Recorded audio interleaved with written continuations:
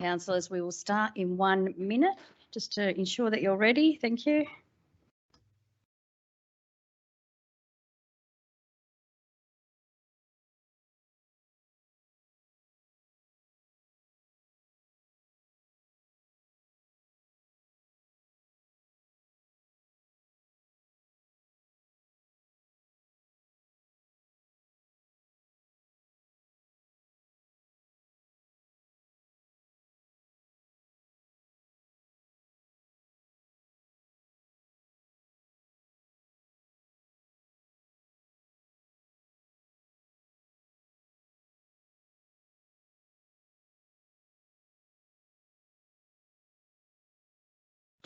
Councillors, can I have your attention, please? I welcome you all to this meeting of the Cardinia Shire Council. The meeting opened earlier this evening to consider a confidential business matter, and I now reconvene the meeting. We will commence the meeting with the following reflection. I would ask those gathered to join us now for a few moments of silence as we reflect on our roles in this chamber. Please use this opportunity for reflection, prayer or thought, to focus on our shared intention to work respectfully together for the well-being of our whole community.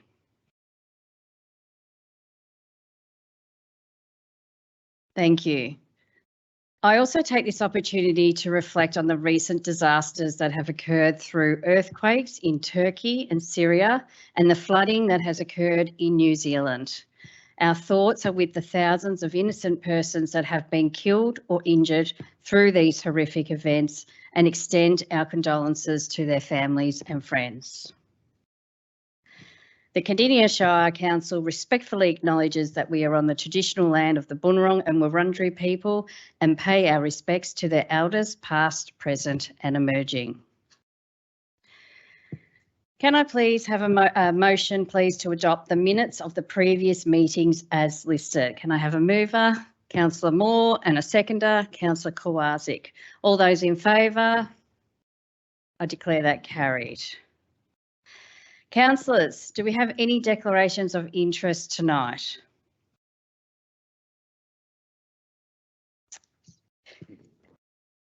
Thank you, Mayor. I declare an interest in the item that has me applying for leave. Thank you. Item 6.2.1. Thank you. Councillor Owen. Thank you. The items on today's agenda are as follows. Item 6.1.1, Amendment C268, rezone and subdivide land at 49 Garfield Road, Garfield. Councillor Moore, I understand that you wish to move this item. Thank you, Mayor. I'd like to move the officer's recommendation. Thank you. Thank you. Can I please have a seconder? Councillor Davies. I will now go to the mover, Councillor Moore, to speak. Thank you, Mayor. Allow me to speak on this item. The land is already zoned as a low density residential area. This is quite a small adjustment to this fantastic residential area to come. The only thing the rezoning does is to allow 2,000 square metre lots instead of the previous 4,000 square metres. Because the land will be sewered now, and the reduction of lot size for the sewered low density rural zone land was an important change made by the government in 2013. This fully justifies the reduced lot size, provided biodiversity matters are appropriately addressed with these changes.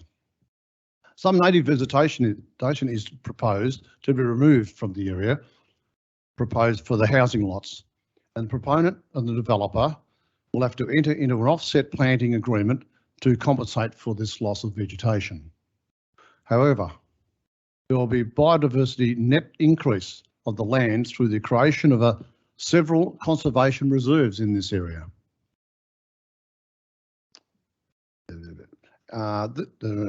Sorry, Mayor, I've lost my.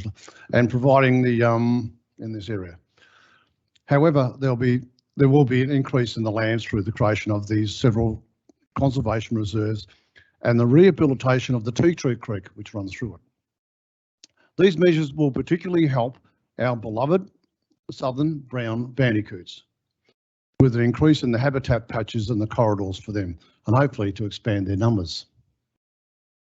The subdivision is an extensive interaction between council officers, which I thank their hard work in this area, and the proponent and the developer working together have resulted in should be a high quality subdivision. Substantial lot sizes with generous building setbacks will emulate the rural character of Garfield that is valued by this community, and will also provide an appropriate bushfire mitigation measures. Traffic matters have been carefully considered by council officers. The surrounding road networks, including Garfield Road and Barker Road, where this development comes off, have ample capacity to accommodate the increased traffic that will be generated. All necessary measures will be included in the road and intersection design to properly manage the traffic and keep drivers and pedestrians safe.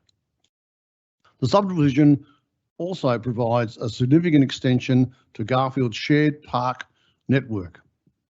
And what a pleasurable views they'll have from this block.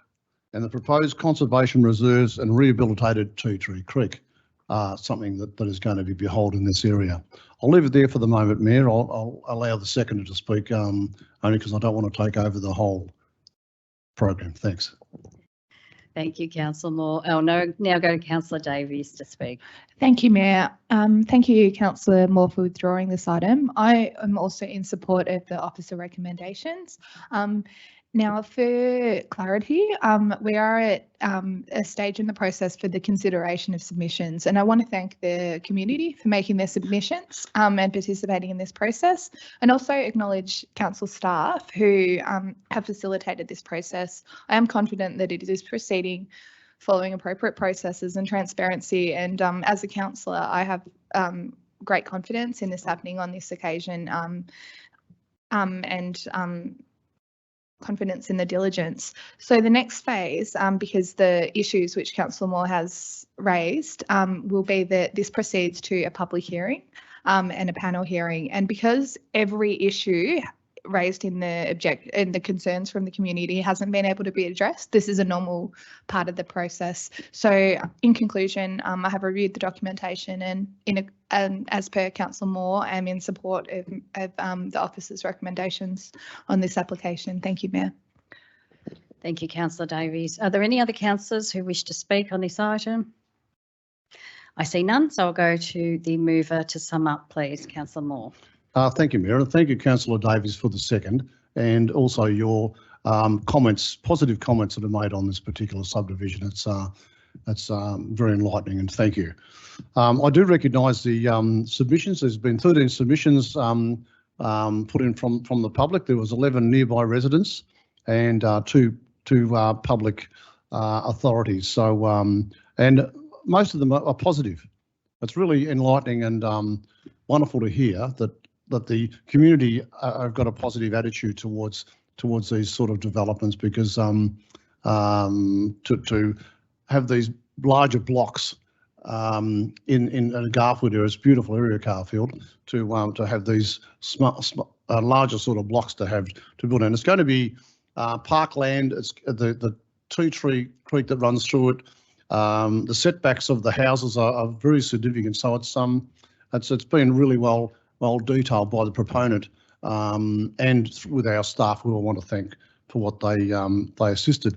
There are 121 letters sent out to residents, and 13 submissions came back. So it's we certainly did the right thing when it comes down to getting this information out to the community. And of course, with this, what comes out of this is that the Garfield Township strategy. It was back in 2002 when the Garfield strategy was originally done. So it's a long time ago, 20 odd years as time passes by. So I'm looking forward to the strategy in the future to be upgraded to allow for these sort of developments to happen more often on the outer skirts of Garfield. Because you've got to understand it's 900 metres, or it's nearly a kilometre from the centre of the Garfield's shopping centre, the main street.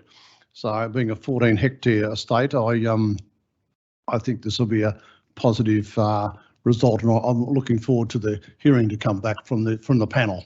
So all good. Thank you, Mayor, and thank you again, Councillor Davies, for your second. Thank you, Mayor. Thank you, Councillor Moore. We'll now put this to a vote. All those in favour? Against? I declare that carried. We are now up to item 6.2.1, request for leave of absence. Councillor Owen, I will wait for Councillor Owen to vacate the chambers.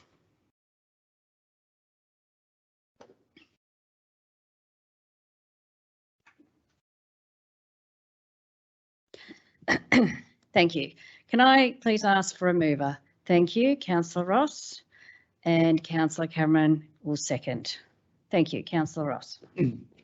I move the recommendation that Council note the request received by Councillor Brett Owen for leave of absence for the period of the 25th of December 2022 until the 28th of January 2023 and retrospectively approve this request. Thank you, Councillor Ross. I'll now go to the seconder, Councillor Cameron, to speak. Thank you, Mayor, through you. Thank you for your nomination of this. I have nothing further to add. Thank you. Thank you, Councillor Cameron. Do we have any other councillors who wish to speak on this item?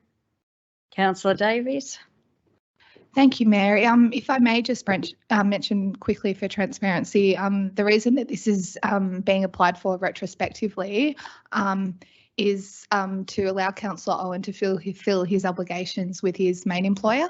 So the majority of councillors do this as their second source of income, as does Councillor Owen. And one of his requirements is that if he is on a period of long service leave at his employer, he needs to be on a leave of absence and not doing paid work paid work anywhere else. So that's why it's come about that this is being actioned retrospectively. And for community transparency, I wanted to really raise that. The majority of several councillors took leave without processing a leave of absence over this period, and council actually does a 3-day shutdown with the council officers, emergency work only. Thank you. I just wanted to clarify. Thank you. Thank you, Councillor Davies. Are there any other councillors who wish to speak? No, I see none. I'll go back to the mover, please, Councillor Ross. Nothing further. Thank you, Mayor. Thank you. We will now put this to a vote. All those in favour? Against? I declare that carried. We will now ask Councillor Owen back into the chambers.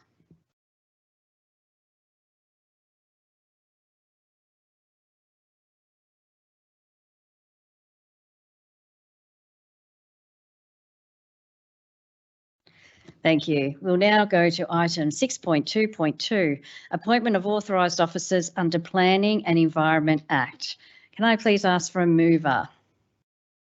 Councillor Davies. And do we have a seconder? Councillor Moore. I'll go to the mover, please. Thank you, Mayor. I wish to move the council officer recommendations, which is the appointment of authorised officers as listed in the report. Thank you, Councillor Davies. I'll now go to the seconder to speak. I have nothing further to add. Thank you, Mayor. Excellent, thank you. Are there any other councillors who would like to speak to this item? I see none. I'll go back to the mover to sum up. Thank you.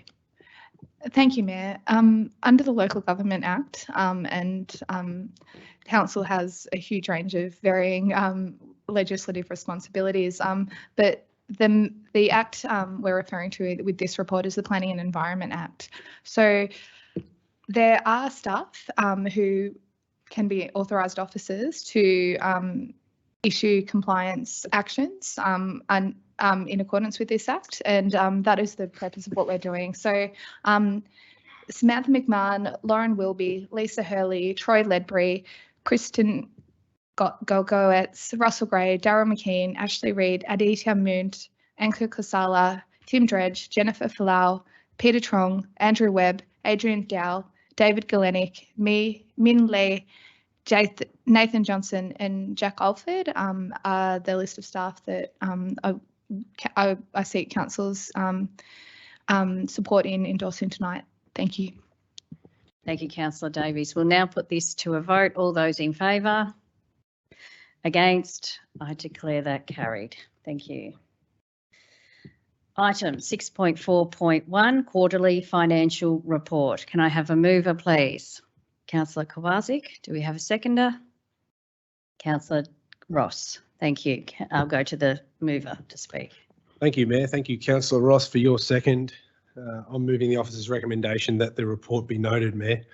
Our finance business partners will meet monthly with our business unit managers to discuss year-to-date progress against the operating and capital works budgets.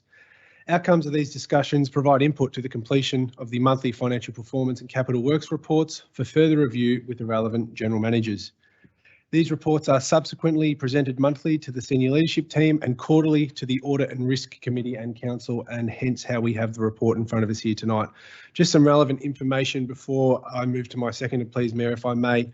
Our year-to-date adjusted underlying deficit of $7.9 million is $3.7 million unfavourable to the year-to-date budget of $4.2 million. So essentially that's telling us that we're $3.7 million worse off than what we thought how we'd be in terms of our adjusted underlying result. However, the unadjusted result year-to-date to December is a surplus of $59.5 million, which is $11.9 million favourable to the year-to-date budget surplus of $47.6. I'll leave it there, Mayor. There's a lot of facts and figures in there. I think it's important to withdraw the quarterly financials when they come to a council meeting, hence why I tend to regularly do it. I encourage our community to read the report, particularly the preamble and the executive summary, to gain a better understanding of council finances and I guess the complex operating environment that we and really all councils are operating in at the moment. But I'll leave it at that. Thank you, Mayor. Thank you, Councillor Kowaczyk. I now go to the seconder, Councillor Ross, to speak. Thank you, Mayor. I must say these financial statements are really important to allow council to have an understanding of where everything's up to. Council is an interesting organisation because our main stream of revenue is the council rates, and as all ratepayers and most people in the room would realise, paying rates, that we pay them at one end of the year.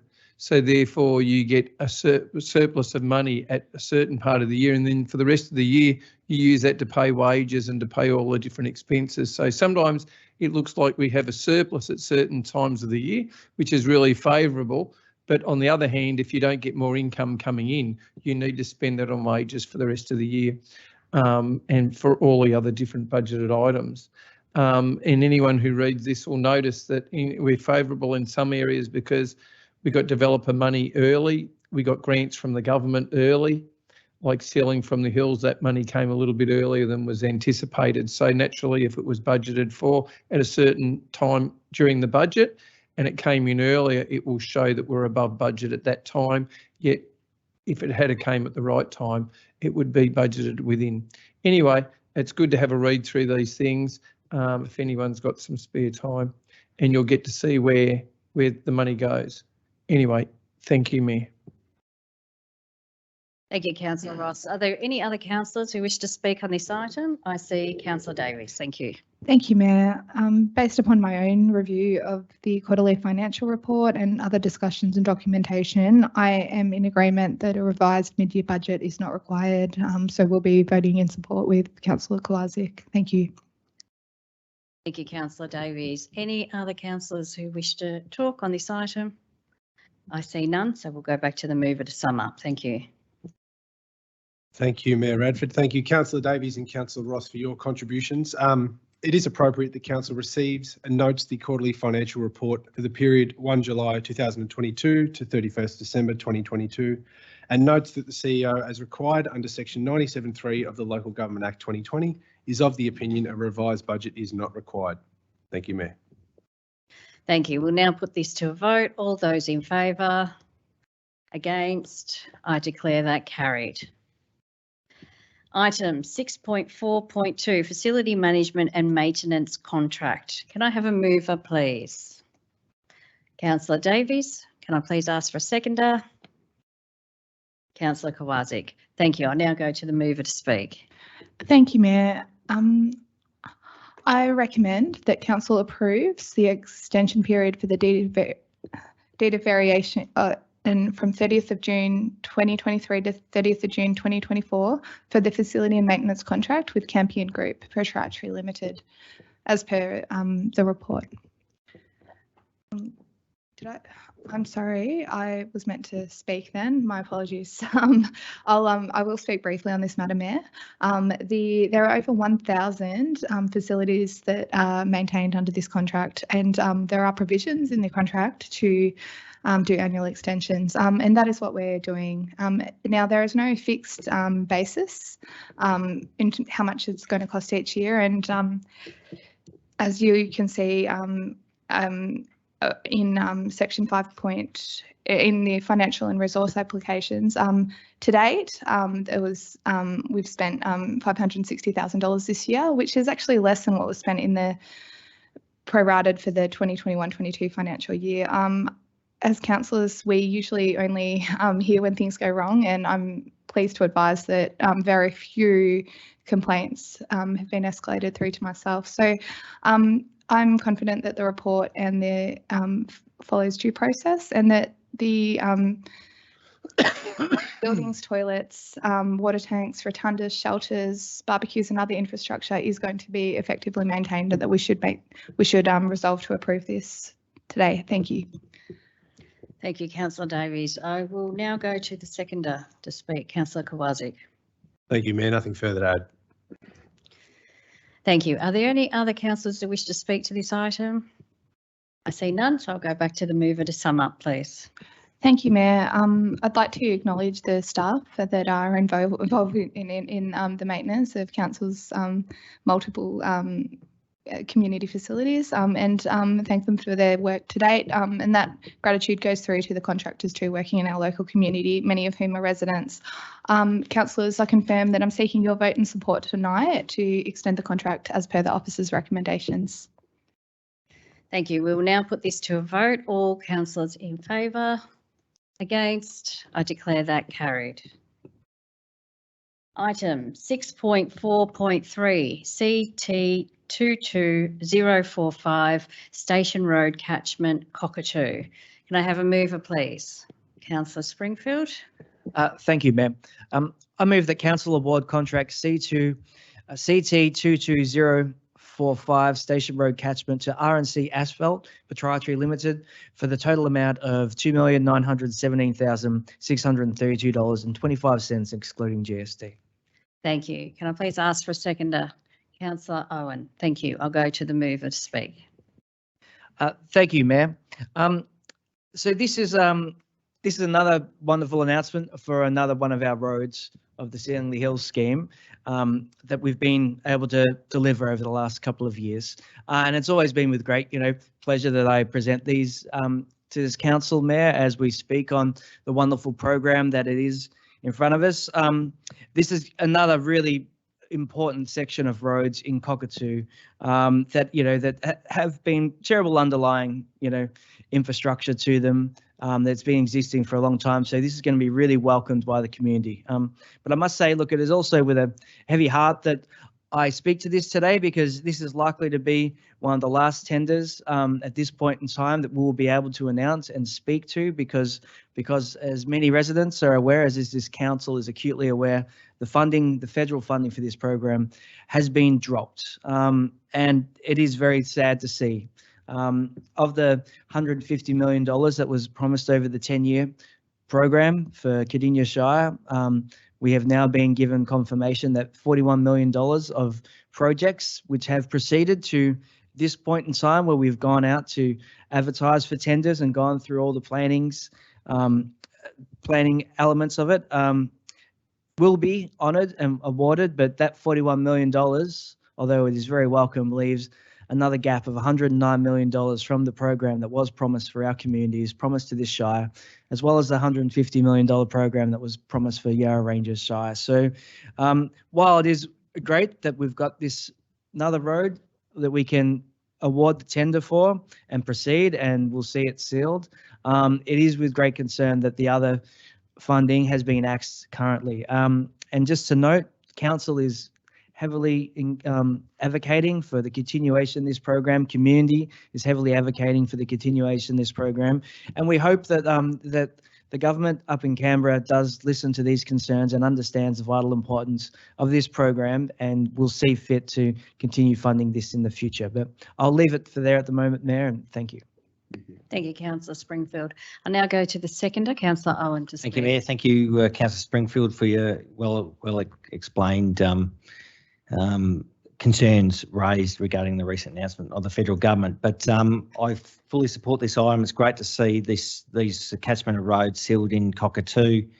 I acknowledge the great work that the community group CRAG has been involved in these roads projects, and I know they're going to continue to advocate for that funding to be returned. So obviously, as Councillor Springfield did say, there's a number of advocacy items that council is currently doing, but we do need the community to also support that advocacy, and there is a petition. I'm sure Councillor Springfield will talk about that later on. But I do encourage people to sign that petition because we need our community to talk and really convey their concern, their disappointment to the federal government regarding that recent announcement. But I fully support this item and us building this catchment of roads. Thank you. Thank you, Councillor Owen. Are there any other councillors that wish to speak on this item? I see none, so I'll go back to the mover to sum up. Thank you. Thank you, Mayor. So look, in summary, this package includes a Station Road in Cockatoo, Glen Road, Garden Street and Baker Street as the catchment that will be focused on in this body of works. It received overwhelming community support from the process that we undertake because it is a special charge scheme. We go through quite a vigorous consultative period and engagement process with the local residents, received overwhelming support. Each residence is contributing $7,000 apiece to help see this project through. And this is one of the reasons why this program was so wonderful, because it wasn't just federal funding or council resources that delivered it. It was with community contributions as well to those residents that benefited from the better outcomes. And mostly was supported across our community for it. So again, very supportive of seeing this process and just take the opportunity to reiterate the concerns that we all have in the community up there in the hills, that we would love to see the federal government appreciate the benefits of this program and continue on its funding promises that were honoured, the funding commitments that were made by both sides of Parliament, both sides of government, I must say, in the 2019 election. There is currently a community-led petition that is out there in the community, so I encourage any interested residents who wish to look that up and sign up. It is a petition with the federal House of Representatives, and with enough voices, they will hear the concerns of our residents across our region. So thank you very much, Mayor. Thank you, Councillor Springfield. We'll now put this to a vote. All those in favour? Against? I declare that carried. Item 6.5.1 Quarterly Resolutions Report. Can I have a mover, please? Councillor Davies. May I have a seconder? Councillor Springfield. Thank you. Councillor Davies. Thank you, Mayor. I move that Council notes the report detailing implementation of the Council resolutions for the period of October to December 2022 as per attachment 6.5.1.1 is per the report, the Quarterly Resolutions Report. Thank you.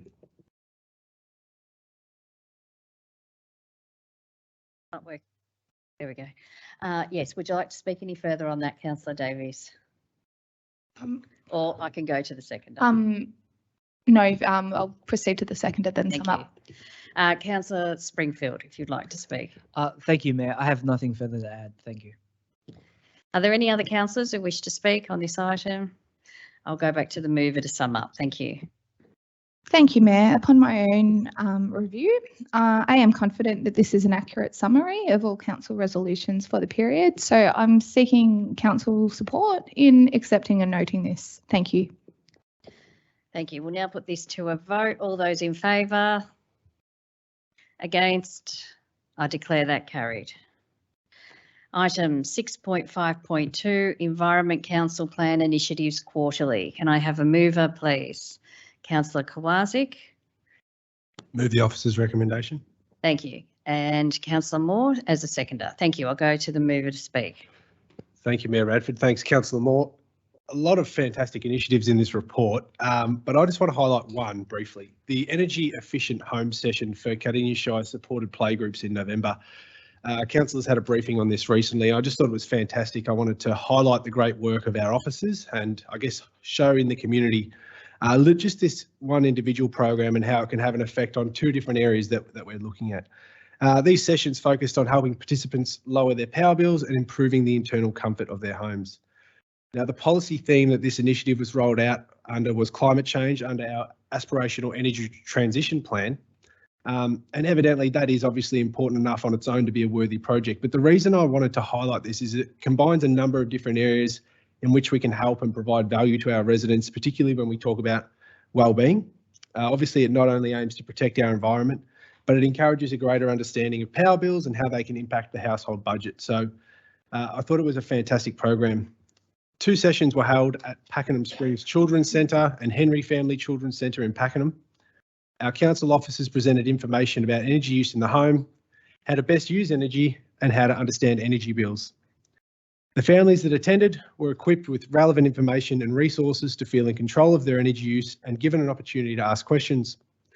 Sustainable energy themed activities were provided for the kids to engage with during those sessions, and I'll leave it at that, Mayor, but I think it's really great work by our internal teams. Thank you. Thank you, Councillor Khawazi. I'll now go to the seconder to speak. Councillor Moore? Yeah.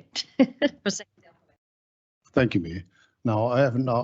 The Councillor Khawazi has covered all items on this particular subject. I have nothing further to add to that. Thank you, Mayor. Thank you, Councillor Moore. Are there any other councillors who wish to speak to this item? Councillor Owen, thank you. Thank you, Mayor. I just want to talk about the importance of the green waste drop-off, and that's detailed in this report. Council conducts many of these green drop-offs, and it's really important that we continue with this. This provides a real alternative option for residents who do not want to burn off. And that's definitely outlined in the recent strategy which we adopted the local law. So I'm really pleased that this program continues. We have increased the number of drop-offs in recent years, and there's one coming up in next month, which is really good. So it's great that residents are really engaging with that opportunity.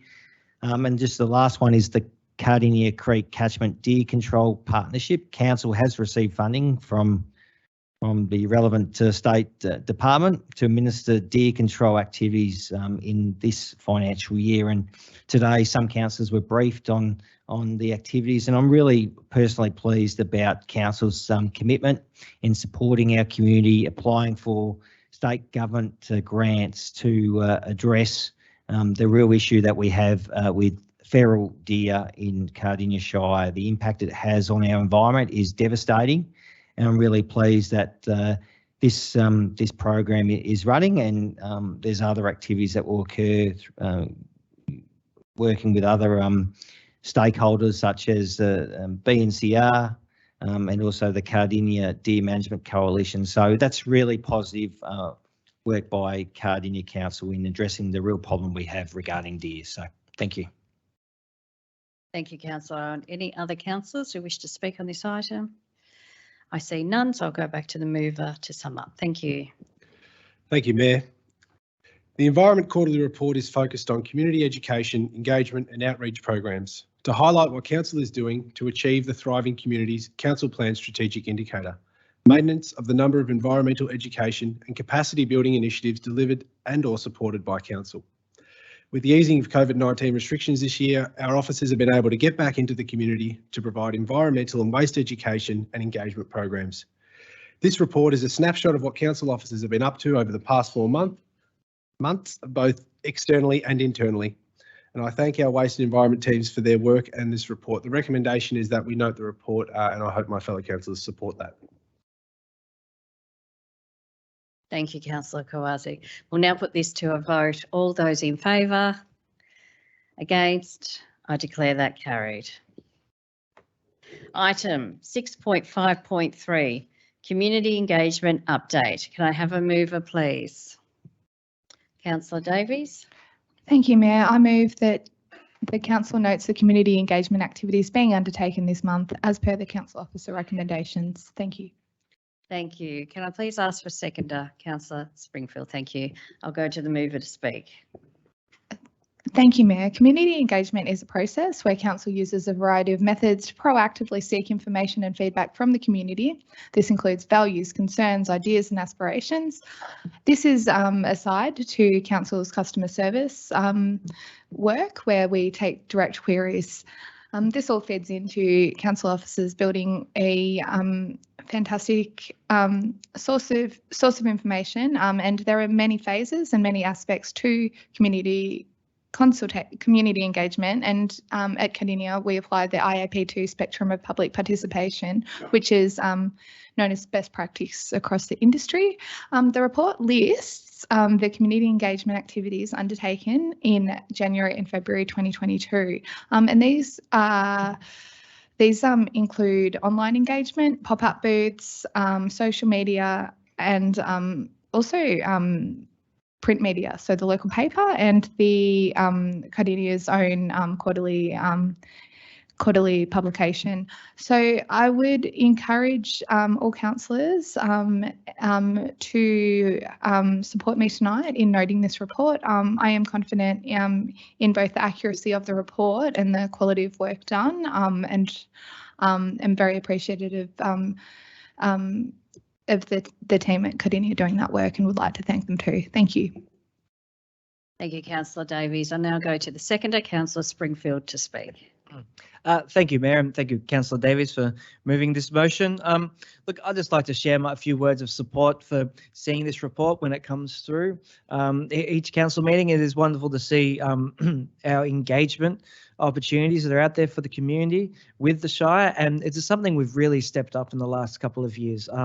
You know, as per this new council term and as per the new Local Government Act, but that local government really had a highlight and focus on engagement and community engagement. And so I think it's importantly that not only are these activities being undertaken, but we also report them on them each month, and we try and give as many opportunities for the community to understand what engagement opportunities are out there for them to have their say in public works that we're commencing, in all sorts of things, to toilet facades, to master plan iterations. There's all sorts of things that come up. So it's really a worthwhile report from month to month that I encourage councillors and our community to read and be abreast upon what's happening, and anything that takes their interest, they can then jump online and be a part of it. So thank you, Mayor.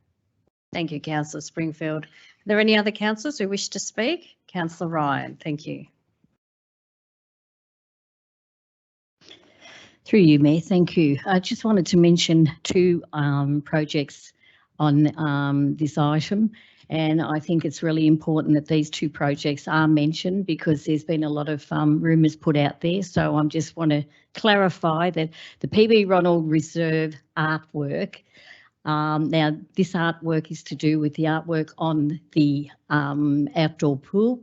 They have officiated an artist, and so the community engaged to collect memories of, so it's about memories of outdoor pool and across the decades to inform art design by the artist commissioned to the project. And it's about Pakenham history as well, which is one of my aspirations that I put out there that I thought was really important about Pakenham, and engaging past, present, and onto the future.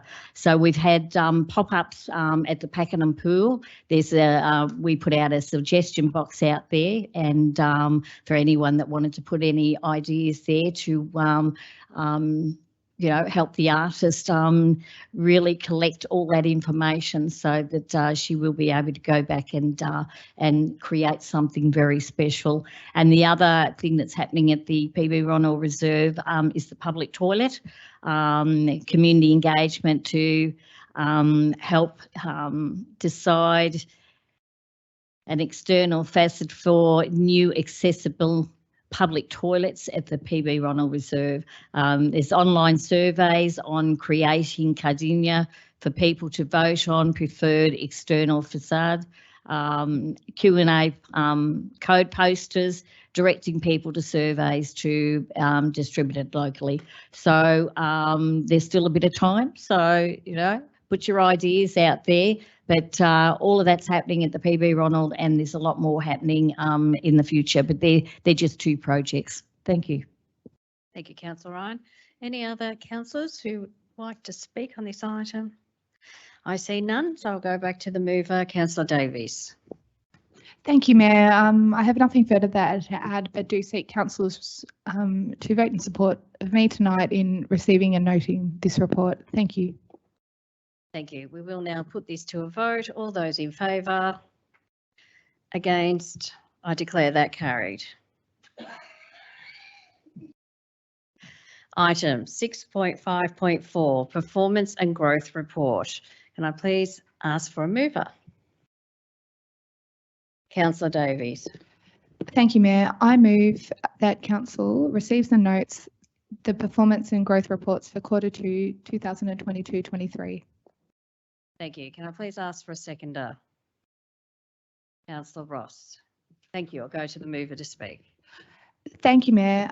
Whilst there is a lot of content to the performance and growth reports and the attachments for the performance report, the growth report and the council plan initiatives progress reports, I would just like to briefly acknowledge that of the numerous strategic objectives, the 5 strategic objectives and the overarching strategic direction, there are 38 council plan initiatives for this current financial year. And of these, 35 are currently on track, with 2 off track to be completed by their due date, and 1 has already been completed. There is also some promising indicators in terms of our service requests. 81% of incoming service requests have been actioned and closed within the service standards that are set out in our plans, and this is below the target of 90%. It's also relevant that the organisation is still requiring to upskill staff to manage staffing difficulties, and the strength of the workforce is a common theme right across the local government sector and broadly across Australia. So it's indicatively quite a good report. But there's a 73% customer support call performance indicator, and this is the highest it's been for 2 years. And there's also been notable improvements in the results of the local government reporting framework service measures regarding the council decisions closed to the public and councillor meeting attendance. So in these indicators, councillors, it is actually a reflection on the community perception and trust in us, in our undertakings. So this is incredibly pleasing to read, and evident that performance and growth is on track, both at the organisation level under the care of the CEO and the general managers, but also in the conduct and perception of us. So, councillors, I do encourage your review of this documentation and seek your support in receiving and noting the report. Thank you. Thank you, Councillor Davies. I will now go to the seconder, Councillor Ross, to speak. Thank you, Mayor. Looking into this report, there's a couple of highlights here. It talks intrinsically about the Victorian rate cap, which came in at 3.5%. It should have been 4%, which puts more strain on councils because for some reason they didn't uphold with the CPI of 4. But what that's done is it's put more pressure on council to try and get alternate revenues. So if you look through the report, one of the few highlights is the fact that council continued to rely heavily on rate revenue. And with our grant applications, we put in 12 applications in this year, and we've received 8 of those approved for $4.9 million. So that's extra money that we get in that ratepayers don't have to pay in extra rates, that we can do things with to do with our various programs. We do have another 4 outstanding, so we'll see how those go. And that was only in the first half of this year. So we can be hopeful and hope that we will get some more money, because otherwise it's going to put pressure on other things, because if you don't have it, you can't spend it. Anyway, thank you. Thank you, Councillor Ross. Do we have any other councillors who wish to speak on this item? I see none, so I'll go back to the mover to sum up. Thank you. Thank you, Mayor, and thank you, Councillor Ross, for seconding and speaking on this matter too. The majority of measures in the reports indicate stability this quarter. Of particular note is subdivision, which has actually been slowing, and the new construction of sealed roads and footpaths is significantly lower than that of the same time last year, consistent with the national trend of supply and infrastructure delays. Unfortunately, there's exponential costs now with a lot of our infrastructure projects, and it's an indicator, I think, that I'll look forward to receiving next quarter as well, and just tracking that. But I am confident that it's really reflective of the context. I will conclude with what's our figure, how quick are we growing? And in all indicators that the population growth within our Shire is stable and 4 households move in per day. So in conclusion, councillors, I request that you receive and note this report and associated attachments. Thank you. Thank you, Councillor Davies. We will now put this to a vote. All in favour? Against? I declare that carried. Item 6.5.5, Major Projects Report. Can I have a mover, please? Councillor Owen. Thank you, Mayor. I move that Council note this report. Thank you. Do I have a seconder? Councillor Kowalczyk, thank you. I'll go to the mover to speak. Thank you. Thank you, Mayor. As part of the reporting process to Council, this monthly report provides an update of the status of major projects in progress. So we have talked about this earlier today, but I want to refer to the item Sealing the Hills program. Since our last General Council meeting back in December, Council has received clearer advice regarding the future of this program. So on the 10th of January this year, Council received a letter from Catherine King MP, Minister of Infrastructure, Transport, Regional Development and Local Government, confirming that the 109 million of committed Australian government funding had been withdrawn from the Sealing of the Hills program. Unfortunately, the withdrawal of this funding means that Council is now unable to seal and deliver all road upgrades originally included in the Sealing the Hills program as intended. A total, as discussed earlier, a total of 41 million in funding has been secured to deliver 37 selected roads currently underway across Beaconsfield Upper, Cockatoo, Emerald and Gembrook. And in the report on page 288, there is a fair list of projects going to continue, and that does include, amongst others, Stony Creek package, Upper Beaconsfield, which includes Burton Road, Morris Road and Young Street. That there is 1, 2, 3, 4, 5, 6, 7, 8, 9 of those roads going to proceed, but there is an extensive list also detailed on 288 and 289 pages, page numbers that is, that roads that are not proceeding with, and this is really upsetting to a number of residents. There is a long list, but I'm going to talk about in relation to Upper Beaconsfield, St George's Road. Package includes St George's Road, Halford Street and Montuna Grove, Salisbury Road package including Corringham Road, Fairhazel Court and Sugarloaf Road, and the Stony Creek number 2 package includes Hope Place, Lenny Street and Sutherland Street and Telegraph Road, and a road in Mount Burnett, which I received a phone call from an R8 resident today. Mount Burnett Road is not continuing, and that is a so important road for connecting our townships in the north from west to east, and it was going to be a very important link, and we have spent considerable dollars already in detailed design. So unfortunately at this stage that road isn't proceeding, and other roads amongst many others include in Pakenham Upper, Burks Creek and Matters Road, Morrison Road, Toulis Road and Tumac Valley Road and Shannon Road. So as discussed earlier, residents and stakeholders will be notified regarding the status of their road, and the community will have access to view a full list of our outstanding roads by checking Council's website, and I refer residents to that page to see what they can do in advocacy. Just briefly on 2 other items, the Princes Highway South shared path bridges. It's great to see that those through your ward and also yours,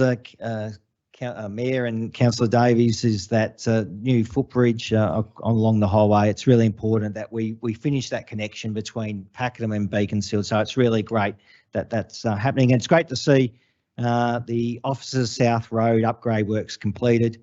The half diamond is operational, and that's going to be great for our town centre here in Officer, getting real direct connection into this town centre, something that we've been asking for a long time, and it's great that's finally open. The next stage will be advocacy for a full diamond, but we'll continue to advocate for that through whether it's developer contributions or state government funding. But I'll leave it to other councillors. Thank you. Thank you, Councillor Owen. I'll now go to the seconder, Councillor Kowalczyk, to speak. Thank you, Mayor. Thank you, Councillor Owen. Yeah, I'll probably just highlight one too, and that is the Princess Highway Southside Shared Roads and Bridges. The Gumscrub Creek Bridge has just been completed that you mentioned, Councillor Owen. So exciting, so long overdue.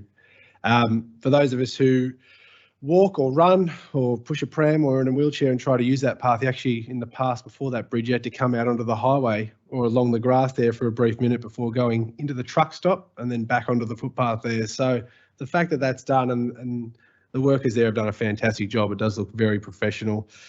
It looks quite safe. It's quite a wide path. So I'm really looking forward to getting out and using that one. Thank you. Thank you, Councillor Kowalczyk. I will now go to Councillor Ryan to speak. Thank you, through you, Mayor. Just a couple of projects that I'm looking at here that I want to mention and leave the rest to the other councillors in their wards. The Pakenham McGregor Road and Henry Street intersection. The upgrade of the intersection to a signalised intersection. The project will be jointly funded by Council, DCP funding and additional external funding yet to be secured. Timing, works will be linked to the rail removal by the LXRP. The update intersection design is currently underway. It's all on the website, and you can call the LXRP to have a conversation with them if you need any more updates that you were concerned about. The Pakenham Tennis Club, the tender closed February and due to be late completed 2023, early 24. It's going along nicely, and I think the advantage of the tennis courts there will be just absolutely wonderful for the Pakenham Tennis Club, because they've been waiting a long time. And the Pakenham Youth Hub, I was there a couple of weeks ago, up on the staircase on a windy day, no walls, so it was pretty breezy, good view from there. It's running on schedule. It will be completed in May 2023. So met all the tradies there, and they're all happy with very happy tradies. They're all whistling and singing. So I think because the rain wasn't there that day, but yeah, it's coming along nicely. So the youth will be so excited to know that it's not far off before they will be able to move in and utilise the services. Thank you, Mayor. Thank you, Councillor Ryan. Do we have any other councillors who wish to speak? I see Councillor Davies.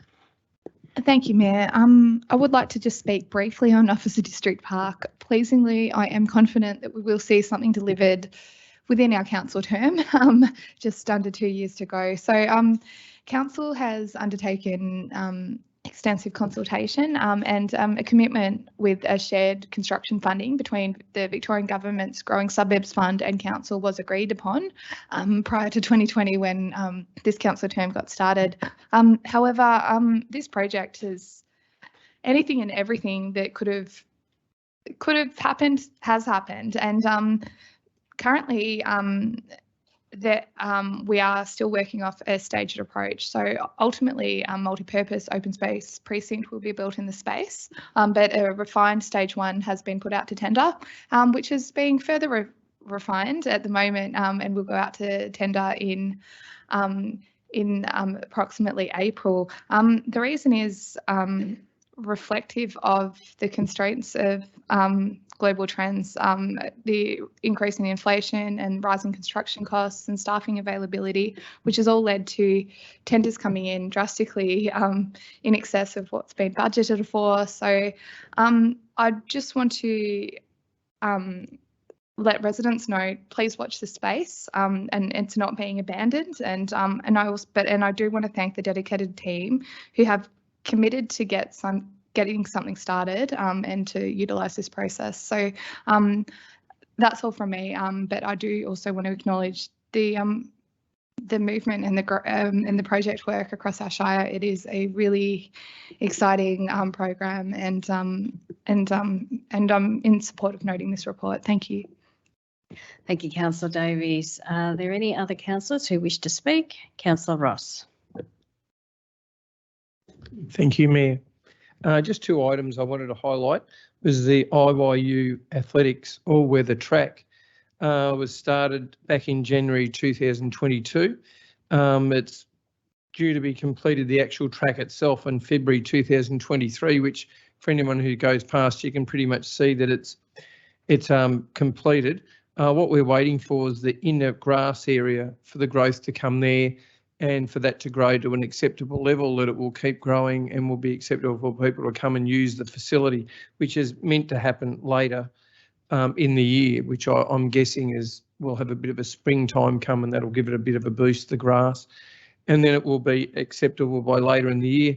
I must say this is a really welcome for some extremely patient people with inside Cardinia Shire, having an athletics track that's all weather. Anyone who's seen the one, it's done its day. It's been there, I think, 60 or 70 years. Everyone's used it. The football clubs used it. The soccer clubs used it. So it's had its day, and hopefully that the old track will turn into an additional facility for the Pakenham Junior Football Club. The second item I wanted to raise was what Councillor Ryan brought up in relation to McGregor Road. This really is going to take on a significant importance when it comes to that railway crossing there, because anyone who knows the amount of accidents that happen there now at present, and that's with the railway track slowing down for people moving in and out. Council only has so much funding, which we spent a lot of money to duplicate the road to the north and the south before it got handed over. The DCPs in Pakenham have just about come to an end, so the amount of money that can go towards that has been expended on the actual building of McGregor Road on the sections at the north and the south. So external funding is absolutely, which will be the lion's share for that intersection. The council doesn't have the money, is an absolute must. And if they want to deliver the outcomes that they anticipate for that crossing removal to be successful, they absolutely need that signalled intersection to come, and for the safety of the motorists who go up and down there, because once that crossing's gone, people will fly down there, up and down. There's nothing stopping them. You can't put speed humps there. And without that railway track, people will come in and out of those streets because they're really busy in Hendy Street and Henry Street. So therefore, it is an absolute must. So they must commit to the funding in the end, in the build. Otherwise, it would finish up a little bit like what happened when we built both ends of it and turned them into 4 lanes on both ends. And the centre section that was designed for 750 cars a day to go across there finished up servicing 15,000 cars a day. That's why it was the bottleneck that it was. It should have been fixed then. Hopefully it's getting fixed now. It'll be fixed properly. The amount of money they're spending on that railway track, they should certainly be having that intersection going in at the same time. Anyway, thank you, Mayor. Thank you, Councillor Ross. Any other councillors who wish to speak? Councillor Moore, thank you. Thank you, Mayor. This will be very short and sweet. Whilst I do sympathise with the sealing of the Hills program with the funding, it's very disappointing, I must say. But some of the residents are getting confused between that funding and sealing of the Hills and some of the roads we are actually under the heading of strategic road sealing.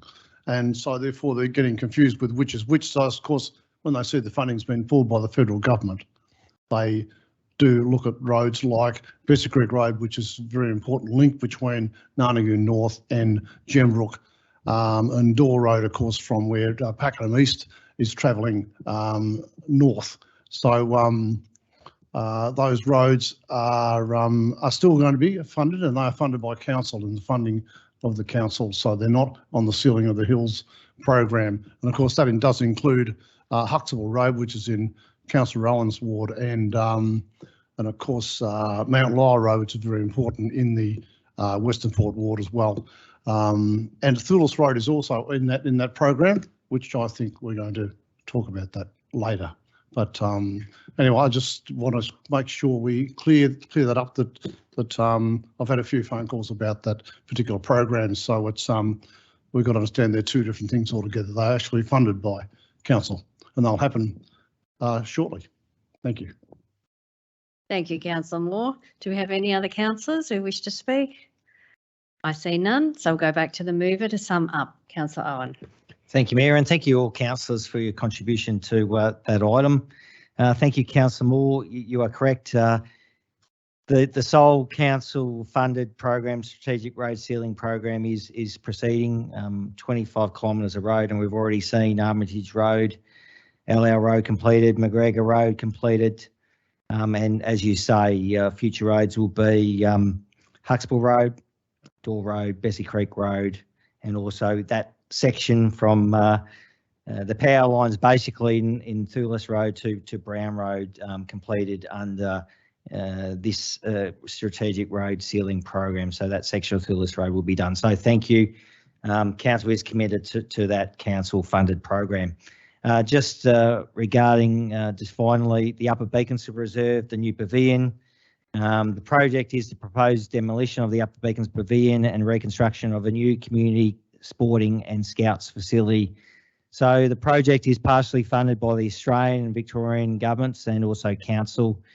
Project timelines will be finalised once full project funding is obtained and made clear. So at the moment, what's recently been done is a traffic assessment of the reserve has been recently completed. Revised concept design for the proposed new community sports and scout facility has received final approval from the reserve committee. So the project continues in the design development. So I look forward to those discussions continuing. So I move this report. Thank you. Thank you, Councillor Owen. We'll now put this to a vote. All those in favour? Against? I declare that carried. That concludes discussion of the agenda items. We will now move on to councillor reports. Councillors, any matters to report? Councillor Springfield. Thank you, Mayor. Look, I just want to quickly note and make mention of a fantastic event that I attended with Councillor Owen and Councillor Kowalczyk Sunday a week ago, and that was the Ash Wednesday 40th anniversary commemorative service held at Cockatoo at the Allbeck Centre there, and it was a really good event to see. A huge turnout, but statewide turnout. It was it was considered the state significant event to commemorate the 40th anniversary of Ash Wednesday. So we got to hear many of the local fire brigade people speak that were a part of that event back 40 years ago, and members of the community there that were affected by that. I personally know several people that were right in amongst that. Two of my friends' dads were two of the three men that were on top of the roof of the Allbeck Centre there, the old kindergarten, putting out fire with their bare hands practically. They reckon it was a tar roof at the time, so every time a burning branch landed on it, it would catch fire, and you were scooping out burning leaves out of the gutters. You were doing whatever you could, but they had every motive to do so because their wives and children were inside beneath. So it was look, it was very. It was horrific tales of the event. You could see the emotion that and the effect that it's had on so many people and the trauma that was caused from being in such an event like that. So I really like to commend all the brave souls that got up and spoke about this and shared their thoughts with us. And it just brings to highlight also that the vulnerability we experience here in regions, especially the northern regions of our Cardinia Shire, and we experienced this again in 2019 with the Bunyip bushfire complex, that we are vulnerable and susceptible to bushfires amongst some of the most vulnerable regions on Earth, we're told. And it highlights that we can be not to get too complacent, because we have to be vigilant. Year on year, you know, it's just around the corner that another catastrophic event like this could occur. So really just want to take that moment, commend everyone for attending and for the statewide significance that was given to Cockatoo and what they experienced there in our region. But just to remind everyone that, you know, we're right in the middle of bushfire season again now. We've had a pretty mild summer so far, but, you know, but be vigilant on keeping your properties up to date and your bushfire management plan. And again, once more, it highlights the importance of us sealing some of these roads across Cockatoo and the region, across Upper Beaconsfield and these regions that if there is an emergency, emergency services need access to these remote areas to help put these fires out, but also community needs access to be able to escape when there is a catastrophic event. So it was a really touching event, and I thank all the community and the CFA that put that together. Thank you, Mayor. Thank you, Councillor Springfield. Any other councillors that wish to speak? I see Councillor Ryan.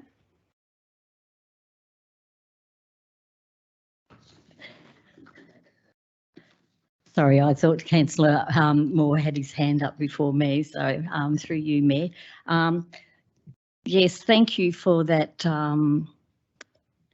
In reference to the fires, Councillor Springfield, because it's something that we need to remind the community of how many people did lose their lives and how many people fought those fires at Ash Wednesday. And I remember that my family got evacuated 3 times, so it was pretty scary stuff. So just keep your plan there and just be very vigilant.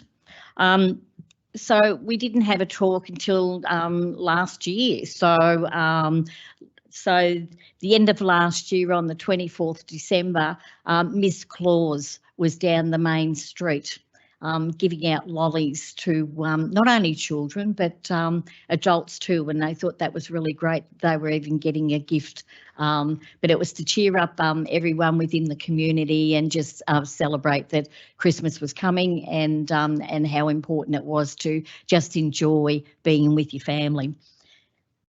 Then I went to the Pakenham Pool party. And that was pretty good. There were quite a lot of people there at the pool and enjoying the day. It was a beautiful day, and talking to residents about how they were enjoying the pool. And we had the ducklings there. There were 12 little ducklings, and they were going around their business, and they couldn't be bothered with anyone being there. They were just doing what they were doing. So everyone was laughing at that and thought it was quite funny, but it was a really great day. There was also the suggestion box on the 27th of January, which I already mentioned. Forget Me Not Cafe, it's a really important identity that I like to try and visit as much as I can. It's in reference to Alzheimer's and dementia and their carers and their loved ones coming together and enjoying, just celebrating being together and having a cuppa and having a chat. Great support and feeling safe within the environment. Pakenham CBD Railway Precinct Safety meeting. We had that on a regular basis, and that's about Pakenham, the main area, and the safety of not only the shop owners but also residents walking down the street, and how safe it is, and be vigilant about, you know, your own safety, and be aware of your surroundings. And that's really important. So that's a really great identity, working with VicPol, and they are very, very strong in getting their point across. And I think Councillor Kowalczyk, you know, you weren't there, but pass on the message that, you know, we missed you that night. So, but we look forward to the next one. So, Pakenham Kindergarten Minister for Early Childhood, Ingrid Stick, is that how you pronounce it? And the Mayor was there and I was there, and it was to do with kindergartens for 3-year-olds. 3, yeah. And, you know, just seeing the new the new children coming in and the parents registering, and they were just there. Some of them were very, very smart, weren't they? And they were organising everybody else. And one had such a wonderful imagination where he was doing all this cooking.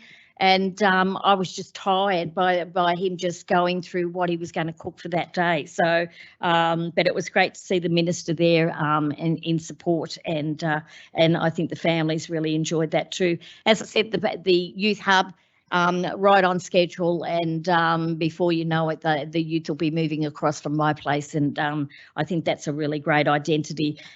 Coffee with a cop. At Marketplace, that's a regular happening there. The LXRP were there last time, and relaying information and giving out cards and pamphlets for what's happening with the station and the roads and around in the parks and open space around that area. And last but not least, what's important to me and the team that we've developed, the mental health wellbeing action team. And this action team is now formed, and we are planning what we are going to do for the year and giving out, so running stalls, pop-up stalls, having information at those stalls, having conversations with people where the services are at this stage. Advocating for more services within our community, and also in many activities and planning for the month of October, which is Mental Health Month. And there's lots of things that'll go up on the website pretty soon, because we've already got plans in what action we're taking, what strategic plans and projects. So that's all I've got. Thank you, Mayor. Thank you, Councillor Ryan. Any other councillors who wish to speak? I'll just go to Councillor Cameron first. Thank you. Thank you, Mayor. Through you, I just wanted to a big shout out to the Cardinia Cricket Club for the wonderful afternoon they put on for us on Thursday for the opening of their new cricket nets.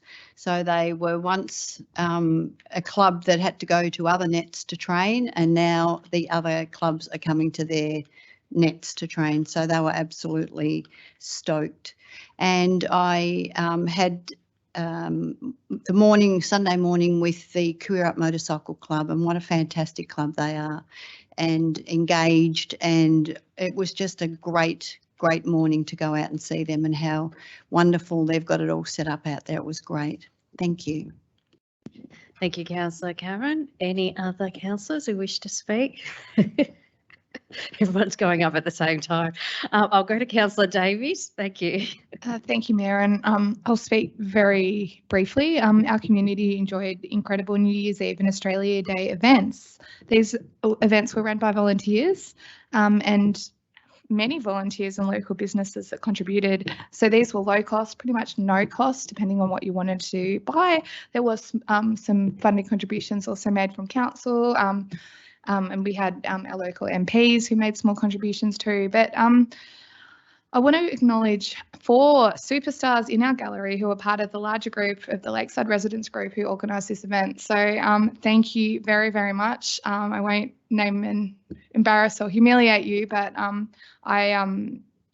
what retirement, like how you pull these events off the way you do, I'm in awe, and my family had a wonderful day on Australia Day. So I'd like to thank them on behalf of myself and the council. Thanks, Mayor. Thank you. Any other councillors who wish to speak? Councillor Owen, would you like to have a turn? Thank you. No worries. Thank you, Mayor. Just following on from Councillor Springfield, Thursday the 16th of February 2023 did mark the 40th anniversary of Ash Wednesday, one of the most significant bushfire events in Australia's and in particular Cardinia Shire's history. It claimed the lives of 47 Victorians, including 27 from Cardinia Shire. Major bushfire locations which occurred in Cardinia Shire were in Cockatoo and Upper Beaconsfield. Cockatoo, 307 houses lost, 6 fatalities. Upper Beaconsfield, 238 houses, 21 fatalities. 12 CFA members from the Panton Hill, Narnagoon and Narre Warren brigades lost their lives in the Upper Beaconsfield fire.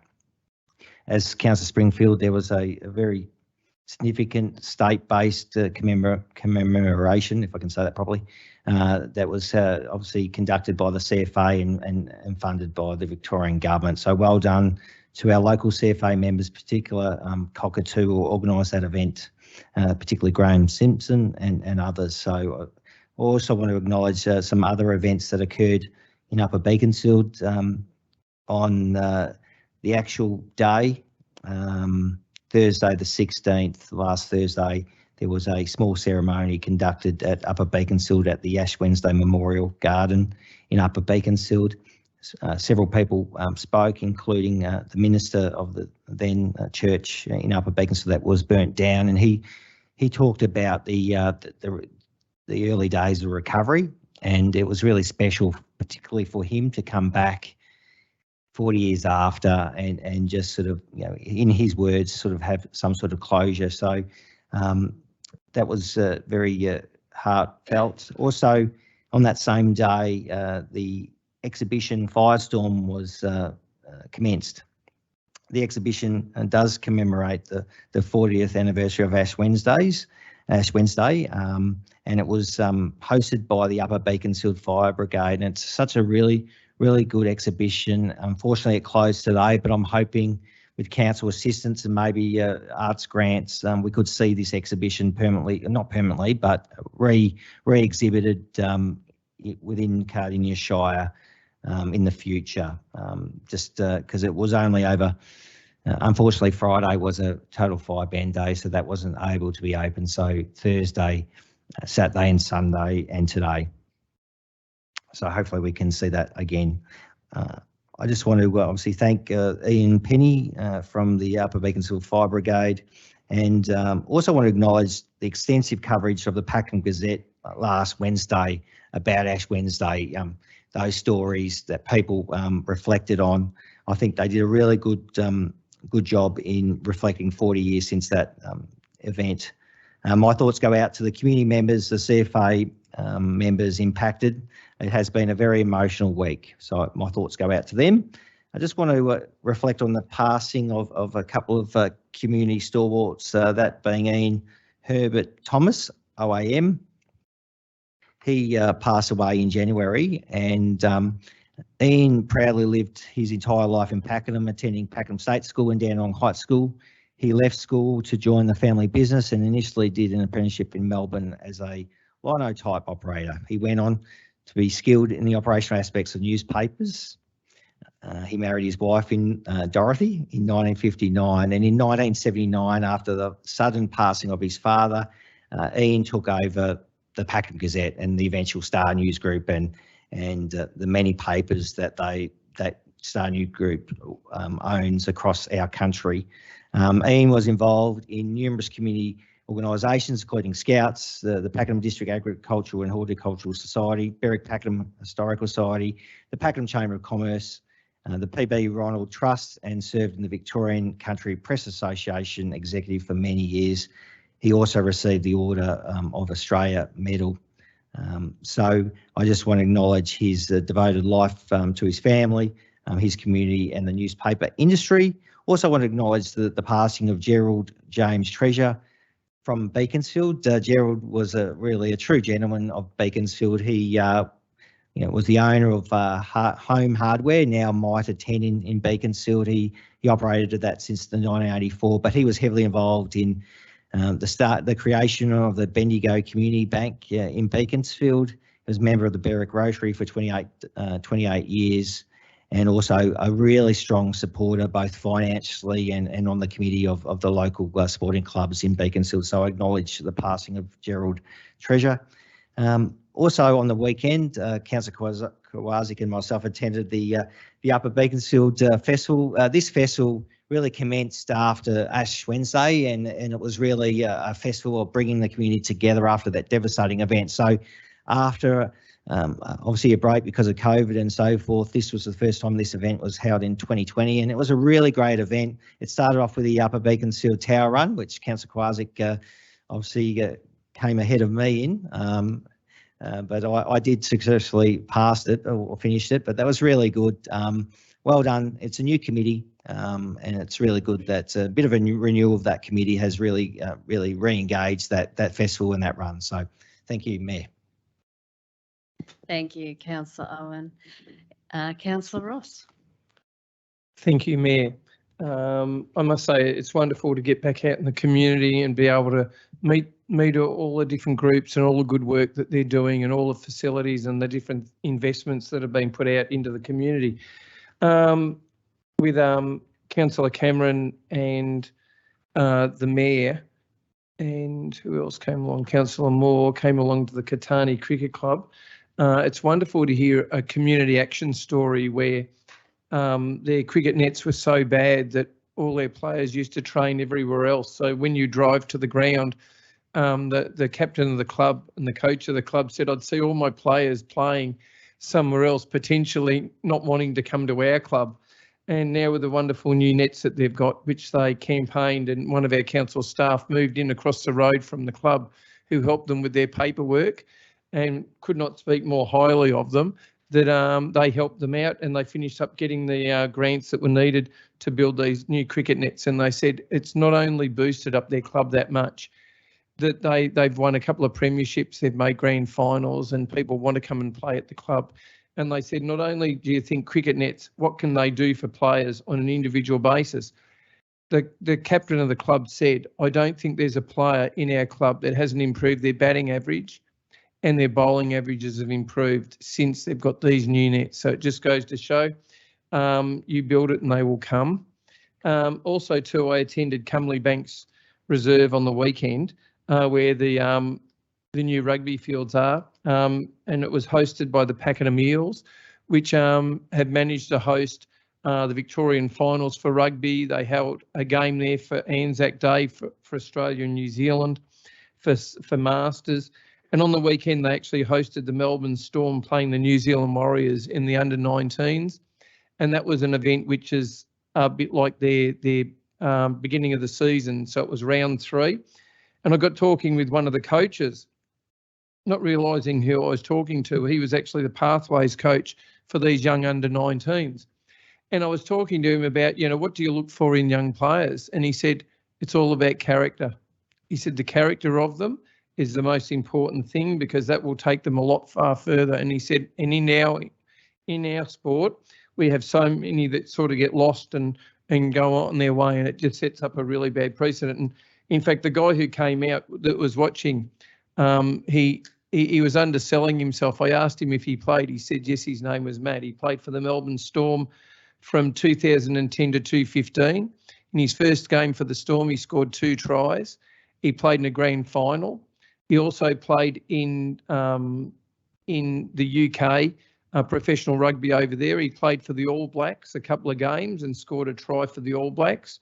So very underselling himself. He says, I was just a player sort of thing. So it's excellent to see these sort of quality of people are out there meeting and coming to our Shire. And the amount of people who come along to watch them play and listen to them is outstanding. Also too, the other day, I just wanted to highlight the Safety Communities Partnership that we have here in Cardinia Shire.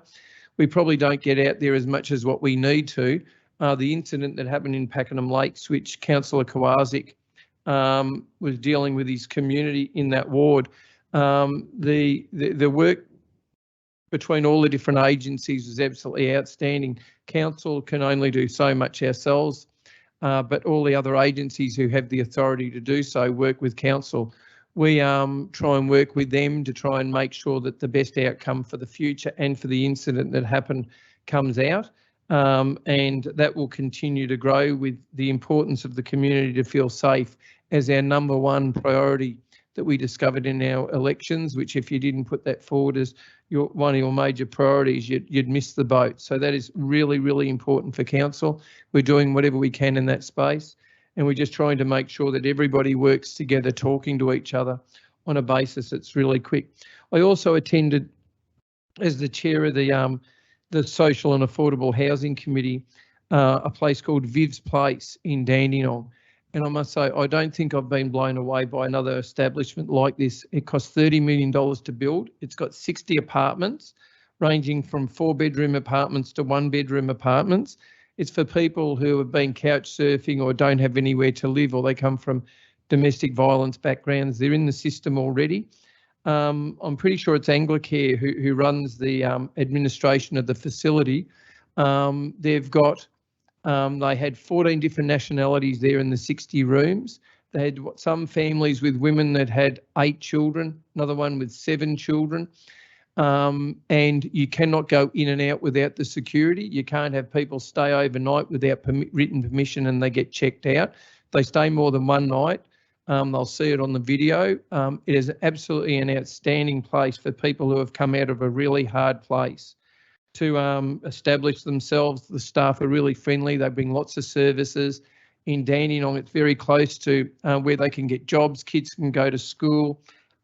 In fact, it was that impressive that I just came to council and I said, we've got to go and visit this place, because we wouldn't fund it. We might provide some land or some options around land that might be available. But if we could bring one of these facilities to Cardinia Shire, it would be absolutely outstanding, and it would change 60 families' lives like you've never seen, for the good. I think it's an amazing investment.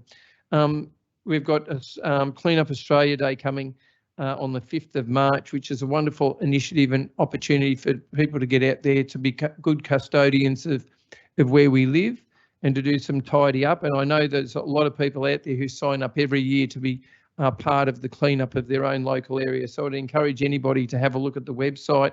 Quite often they'll have somewhere around your area that's already engaged, and you just go, put your name down, go along, and they'll welcome you to that. I must say the citizenships that we attended on Australia Day, there is nothing more prouder than becoming an Australian on Australia Day.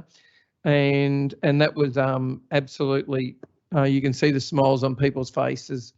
And even though we didn't have all of our events and awards on the same time, I think it was really special that we just had the one event at the time where people got to enjoy just that opportunity where they could bring family and friends. And I'll just finish on this note. Ash Wednesday, it was highlighted by some of the councillors who've been up in the Hills area during either this term or their last term. People who don't realise how big a fire this was. When you drive through Officer, if you go on the Princess Highway, the fire got to the highway. That's how far it got. So people who think, you know, oh, it was up in the hills and people died up there. No, it made it all the way to the highway in Officer. And not during a lockout going back 25 years ago, I actually picked apples up around Officer, and the amount of stories they had, the people who had the orchards there, who said to us, the fires went through here and they missed some spots, but they went all the way through down. Just tells you, if we get big fires, we need to be right on our game, because they can come really, really quickly all the way down to the highway. And just think of the devastation that there would be now with all the houses that are down there. So anyway, it was wonderful to hear that so many people have got a little bit of closure at this, and I think we've got a whole lot better at this. I know we've got an amazing team in our emergency management on council who do an outstanding job, and in fact they do that good a job that people come from around the world to have a look at what we do here. Because for people who don't realise, we're in the second most fire-prone area in the world, in the Yarra Ranges, coming right round into Cardinia Shire. So we always have to be on our mark. We always have to look at the scenarios. We have to have our planning, best practice ahead of the game all the time. Thank you, Mayor. Thank you, Councillor Ross. Any other councillors? I see Councillor Moore. Thank you, Mayor. Look, I'd like to just mention some local residents who have passed recently. I've been to funeral these last few weeks, and it's pretty daunting to have our local residents pass away like this. I hope I'm not the next funeral, because I'm not feeling too well at the moment. But Norm Henwood is Stan Henwood's son, who passed away recently, and was involved in the RSL of Narnagoon, the sub-branch of Narnagoon, and a very well-known name of the Henwood family, Stan and Bev son. And so it was just sad to see Norm Henwood pass away recently. And Max Mitchell, I'm not sure who you know who Max Mitchell is. Max Mitchell was a stalwart of the Pakenham Racing Club on the committee for many, many years, and That was a really big funeral at the racing club, so it was that was a really big day for Max Mitchell's family. And of course, I did go to Ian Thomas's huge funeral, which was at the Cultural Centre. It was a really big concern, and it was what a tribute to a wonderful icon. And I know our CEO was there. Carol, it was nice to see you there, Carol. Today, I went to one today in Lang Lang today at the Lang Lang Memorial Hall, which is a man by the name of John Wilson. And John Wilson is involved in the Cardinia concert band, or it used to be the former Pakenham band. John Wilson played clarinet, and what an icon of a man to. He was a very humble man, and made a positive contribution to the local community there, and to particularly the youth through the Scouts as well. And he was involved in horses as well. So it was a big funeral today to have in Lang Lang today. So it was lovely to be along there too, because he's a good friend of mine, John, and as the concert band are. So it was a really nice tribute. His son's got up and spoke today, but thank you, Mayor. That's all I want to say. Thanks. Thank you, Councillor Moore. Any final words? Thank you, councillors. Very comprehensive reports, and I appreciate you taking the time to give those reports to us. Presentation of petitions. Are there any petitions, councillors? Nope, we have none. So we will move to community question time. We have received a question from Jenny Robson. Is Miss Robson in the gallery? Hi. No, there's no N. No N. Robertson. I got it right, checked it earlier. Thank you. I will refer your question to Peter Benezik, the General Manager, Infrastructure and Environment, to read and answer. Through you, Mayor, and thank you for your question, Jenny. Much appreciated, and thanks for your patience. In answer to your question, I advise that the works on Thulus Road are to install southeast water, sewerage and water connections to the new estate at 80 Thulus Road. The depth and size of these connections on the steep portion of the road did not allow for the construction to be safely carried out whilst traffic was on the road, even whilst even within shuttle flow capacity. Unfortunately, the continued wet weather caused significant delays both in the works themselves as well as the repair works on the road post the works. The slope of the road, the underlying conditions, the existing trees on the western side that needed to be retained, and the scale of the works on the site combined with the adverse weather had really been bigger than the contractors for the developers first considered, which significantly extended the timeframes prior to opening. However, the road is now open from Havana Parade to Peck Road under traffic control and shuttle flow. The utility installation on the road works instructions have not been fully completed, but are at the stage where residents can use the road under traffic control. I should note there will be further traffic disruptions and shutdowns from time to time to manage major works, but it's anticipated that these works will be far less disruptive. We appreciate and fully understand the disruption that it's caused to the community there and apologise for that, but it was considered the safest way to do the works. Thank you for your questions, and you'll get a copy of the response. Thank you. Thank you, Mayor. Thank you, Mr. Benezik.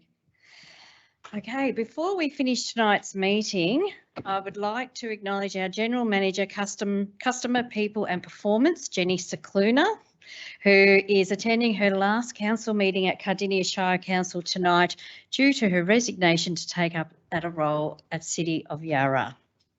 I would like to thank Jenny Cicluna for her 8 years of service in different leadership roles here at Cardinia, particularly her contribution leading the organisation at the time of the 2019 Bunyip Complex fires and more recently the COVID-19 pandemic. We will miss you, Jenny, and we wish you very well in your new role at the City of Yarra. And on behalf of all councillors, I thank Jenny once again for her professionalism, dedication and contribution to Cardinia Shire. Thank you, Jenny.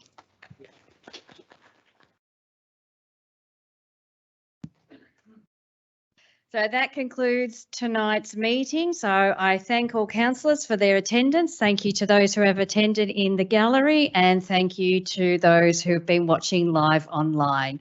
Thank you.